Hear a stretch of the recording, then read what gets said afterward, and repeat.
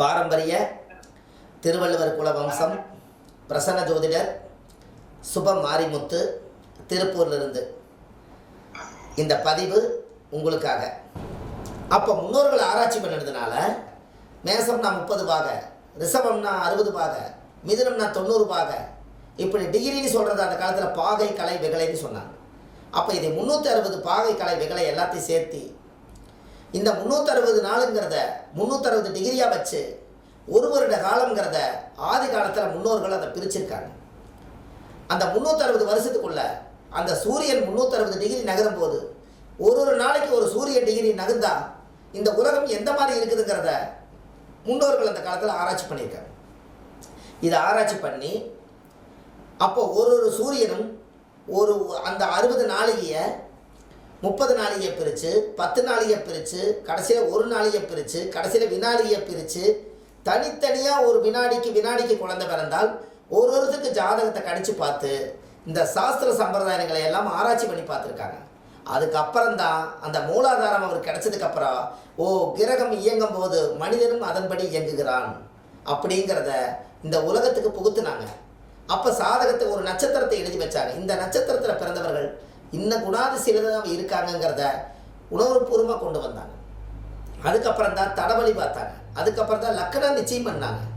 இந்த கிரகங்களை எல்லாம் ஆராய்ச்சி செஞ்சு அந்த முன்னோர்கள் எல்லாம் நம்மளுக்கு எளிமையான முறையில் இந்த பஞ்ச அங்கங்களை தான் பஞ்சாங்கம்னு சொல்லி அதில் பதிச்சு ஓலைச்சுவடியில் இருந்து புகுத்து தான் இன்றைக்கி வாசன் பஞ்சாங்கம், ஆற்காடு பஞ்சாங்கம், சீதாராம் பஞ்சாங்கம், பாம்பு பஞ்சாங்கம், திருவள்ளுவர் பஞ்சாங்கம் இப்படியெல்லாம் வெளியில் வர்றதுக்கு காரணம் ஆதி காலத்தில் ஓலையும் இத்து போச்சுன்னா இந்த உலகத்துக்கு சாஸ்திரம் சம்பிரதாயம் அழிஞ்சு போயிருன்னு சொல்லி அதில் இருந்து விஞ்ஞானிகள் பிறந்து அதைய வகுத்து தொகுத்து இன்றைக்கி எழுத்தும் பேனாவும் நோட்டு வந்ததுக்கப்புறம் இந்த உலகத்துக்கு நம்மளுக்கு சாஸ்திர சம்பிரதாயம் லட்டாக கிடச்சிது.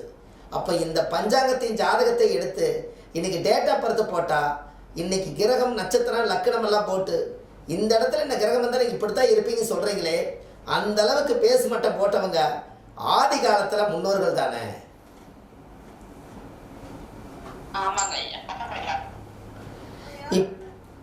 உங்களுக்கு இது நான் சொல்லும் போது உங்களுக்கு எப்படி இருக்குது?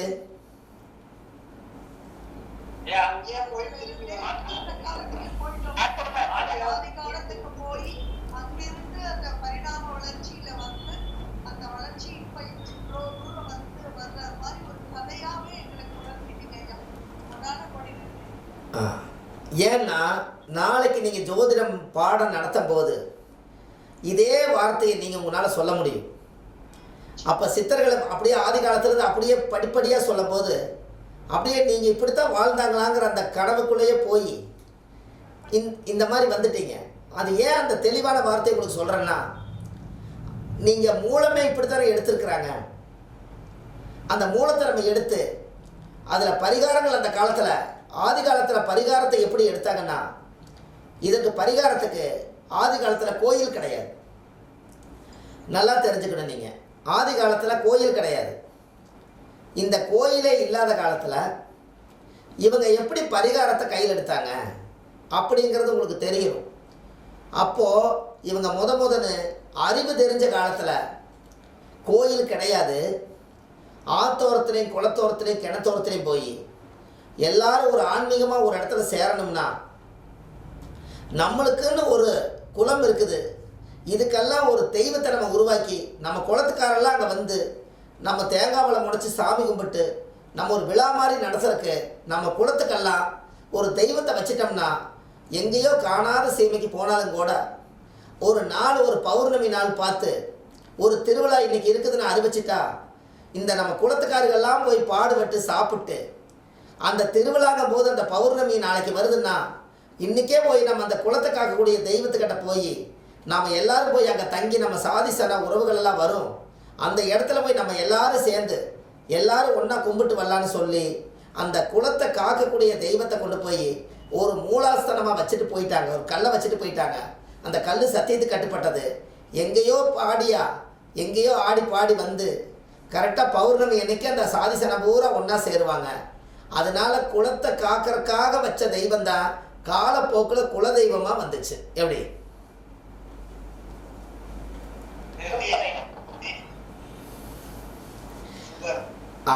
அந்த குலத்துக்கெல்லாம் ஒரு தெய்வத்தை வைக்கணுங்கிறதுக்காக முன்னோர்கள் எல்லாம் ஏன் அந்த தெய்வத்தை வந்து வச்சாங்கன்னா, அந்த காலத்தில் முரட்டுத்தனமாக இருப்பாங்க, ரவுடியாக இருப்பாங்க, அரக்கனாக இருப்பாங்க, அருவாள் கத்தி கோடாளி எல்லாம் எடுத்து எதை வேணாலும் பண்ணிக்குவாங்க. அன்னைக்கு எந்த ஒரு பஞ்சாயத்தும் கிடையாது, எந்த போலீஸ் ஸ்டேஷனும் கிடையாது, உயிர்கள் சேதமாகி போயிடும்.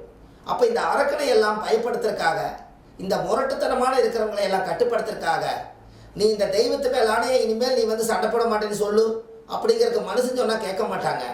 அப்போ தெய்வத்து மேலே சொன்னால் தெய்வத்தை கட்டுப்படுவாங்க. அப்படி தெய்வத்தை உருவாக்கி பல சத்தியத்தை காப்பாற்றுறதுக்காக தெய்வத்தை உருவாக்கி வந்ததான் கோயில். எப்படி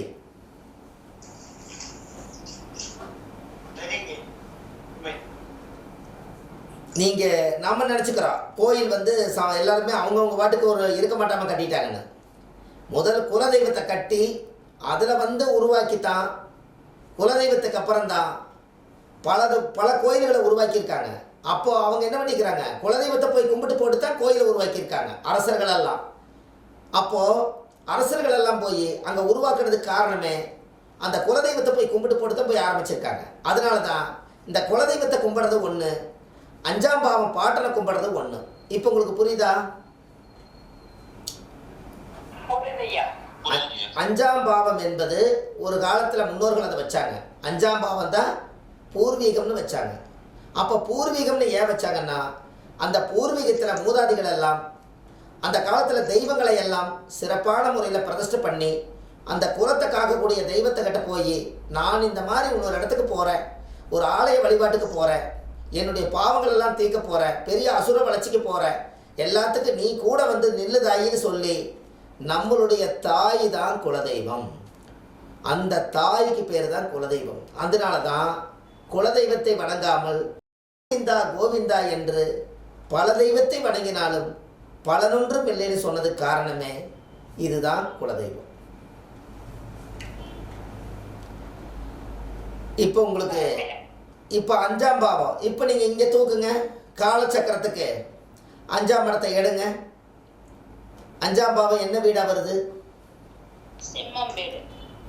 என்னங்க, 5 குழந்தை.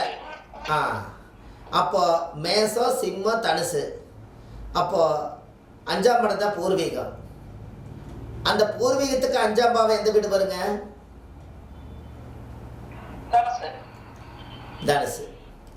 அப்போ அங்கே பாருங்க, சூரியனா அப்பா மேசம், அவருக்கு 5வது வீடு பூர்வீக தாத்தா, தாத்தாவுக்கு 5வது வீடு பாட்டன்.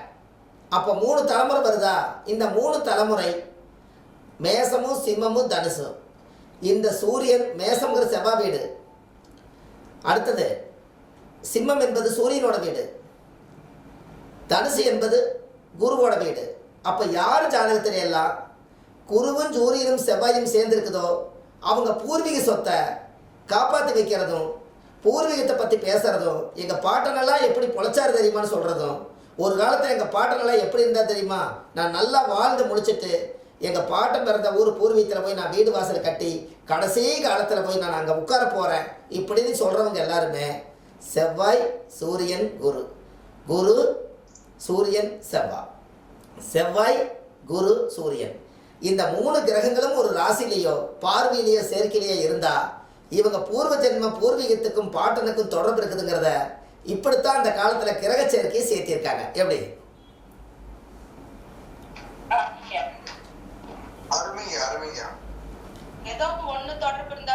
வரலாங்கம்மா, பாருங்க 2 கிரகம் இருக்கிறவங்க தூரமாக பேசிக்குவாங்க, 3 கிரகம் இருக்கிறவங்க அந்த ஊருக்கு பெரிய போராடியாவது தாத்தன் சொத்தை காப்பாற்றணும் பாட்டன் சொத்தை காப்பாற்றணும்பாங்க. அப்போ அந்த காலத்தில் பூர்வ புண்ணியஸ்தானம் 5ஆம் பாவம், அதுக்கு 5ஆம் பாவம் தான் தனுசு. அப்போ மேச சிம்ம தனுசில் 3 கிரகமே நல்லா பாருங்கள், செவ்வாய் ஆண் கிரகம், சிம்ம ஆண் கிரகம், தனுசு ஆண் கிரகம். இந்த 3 ஆண் கிரகம் சேர்ந்தால் அந்த ஜாதகர் அரசாள்றது பூர்வீகத்தை கட்டி ஆண்டாருன்னு சொன்னதுக்கு இதுதானே பொருள்.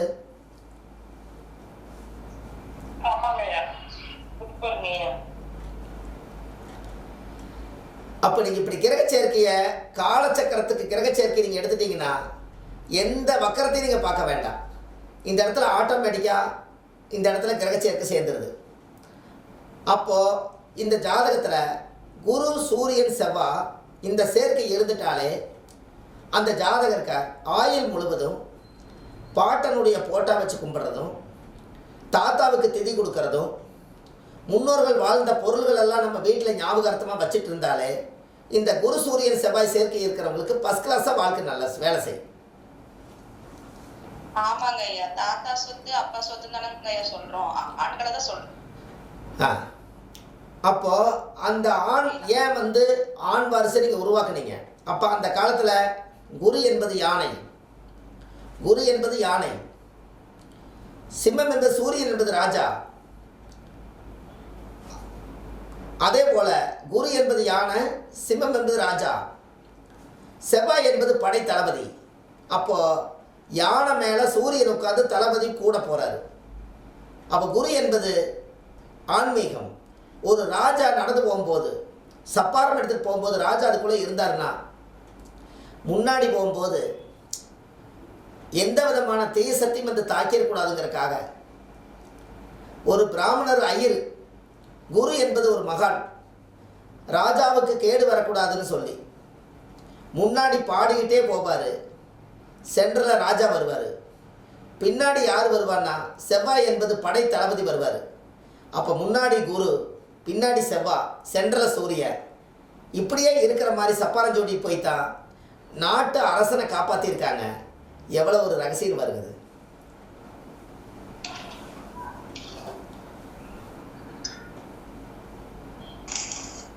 ஐயா புரியுதா?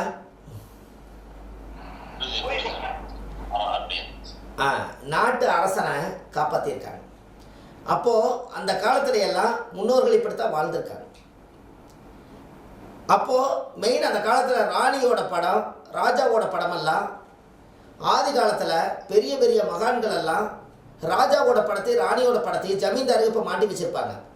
அதை ஏன் மாட்டி வச்சுக்கிறாங்கன்னா, அவங்க கட்டிருக்கக்கூடிய வீரிய சக்திகள் எல்லாம் உண்மையான வீரிய சக்தியாக இருந்ததுனால இவங்க அரண்மனையில் மாட்டி வச்சாங்கன்னா அந்த வீரிய சக்தி இவங்க பார்க்க பார்க்க அவங்களுக்கு வீரியம் வரும், தைரியம் வரும். அதுக்காகத்தான் அந்த காலத்தில் வாள், கத்தி, எருமை இது எல்லாமே அவங்க சொல்லி வச்சதுக்கு காரணம். அப்போ முன்னோர்களுடைய ஆசீர்வாதம் வேணும்னா நம்ம வாழ்கிற வாழ்க்கையில் முன்னோர்கள் தேடி வச்ச சொத்து ஏதாவது ஒரு பொருள் இருந்தாலும் நீங்கள் அந்த பொருளை நீங்கள் பக்கத்தில் வச்சுக்கலாம், வீட்டில் வைங்க. அந்த முன்னோர்கள் அதில் குடியிருப்பாங்க. ஏன்னா ஒரு பொருளை பாதுகாப்பு பண்ணுறது அந்த காலத்தில் பெரிய விஷயம். ஒரு முளை இடம் இன்னொருத்தருக்கு விட்டு தர மாட்டாங்க. தனக்கு வேணுங்கிறத தனக்குன்னு வட்டம் போட்டு வேலி போட்டு எல்லாம் வச்சு தனக்குன்னு வச்சுருப்பாங்க. அதே போல தான் அந்த முன்னோர்கள். இது எல்லாம் நீங்கள் கொண்டு வரும்போது இது பிரமாதமான வாழ்க்கையாக மாறிடுமே. நீங்கள் உங்களுடைய ஜாதகத்தில் நீங்கள் உங்கள் ஜாதகத்தவே ஒரு சிறப்பான முறையில் நீங்கள் பவர் பண்ணணும்னா நீங்கள் ஒரு காப்பர் தகடில், நல்ல கெட்டியான தகடில் இந்த பேர் அடிக்கிற எழுத்து மிஷினுக்கு வரும், அதில் உங்கள் ஜாதகத்தை அந்த கிருன்னு வரைகிற மாதிரி வரைஞ்சி அதுக்கு 9 அபிஷேகம் பண்ணி அதுக்கு டெய்லி பொட்டு சந்தனம் வச்சு உங்கள் ஜாதகத்தை நீங்கள் உங்களை பார்க்குற மாதிரி மாட்டி வைங்க.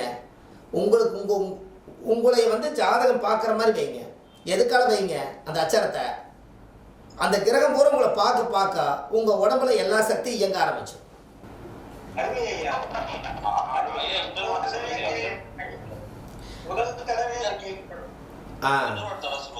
நம்ம ஜாதகத்தை ஒரு காப்பர் பிளேட்டில் சுத்தமாக கழுவி ராசி கட்டம் அமைச்சு உங்களுடைய கிரக நிலைகளெல்லாம் எந்தெந்த இடத்துல ராசி கட்டத்தில் இருக்குதோ எழுதி அதுக்கு தேவையான பொட்டு சந்திரன் சாமியெல்லாம் வச்சு ஒரு 9 விதமான அபிஷேகம், பால், பன்னீர், தேனி, இளநீ, மஞ்சள் நீர், திருமஞ்சனம், அபிஷேக, பொங்கல், நைவேத்தியம் எல்லாம் அந்த சாமியோட சக்கரத்துக்கு பூஜை பண்ணி ஒரு தெய்வத்தை கொண்டு போய் கருவறையில் வச்சா எப்படி சாமிக்கு பவர் வருதோ அது ஒரு ஜாதகத்துக்கு பவர் வரும். அதை ஒரு ஜாதகத்தில் உங்களுக்கு என்ன திசை நடக்குதோ, செவ்வாய் திசை நடக்குதா, செவ்வாய் என்பது முருகர், ஒரு அரளிப்பூ ஒரு பை வாங்கி உங்கள் ஜாதகத்துக்கே சஷ்டி நோக்க சரவண பவனார், சிஸ்டர் குதவும் செங்கதிர் வேளாண், பாதம் 2 பன்மதி சரிங்கை, கீதம்பாடா கிண்கிணியாடன் ஒரு சஷ்டி நோக்க சரவண பவங்கிற கந்த சஷ்டி கவசத்தை டெய்லி காலையில் செவ்வரளி பூவும் கொஞ்சம் மஞ்சள் அரிசி வச்சு உங்கள் ஜாதகத்துக்கு டெய்லி பூ போட்டு சாமி கும்பிட்டு அர்ச்சனை பண்ணி உங்கள் ஜாதகத்தை எடுத்து நீங்கள் தொட்டு கும்பிட்டு எதுக்கால வைங்க, உங்கள் கிரகம் உங்களோட பேசும். எப்படி? ரொம்ப சந்தோஷம்.